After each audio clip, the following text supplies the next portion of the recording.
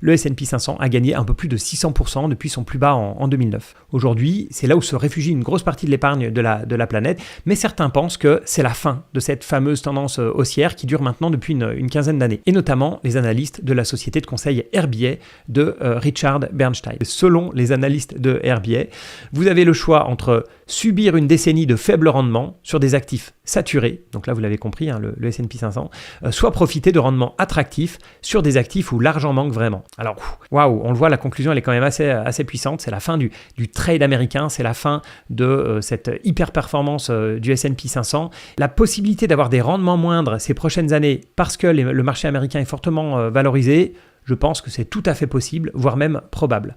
Sur la probabilité de crack, je suis beaucoup moins sûr et surtout, deviner le timing d'un crack, pour moi, c'est vraiment mission impossible. Ils nous disent en gros, c'est maintenant. Nous, on a déterminé qu'il faut sortir du marché américain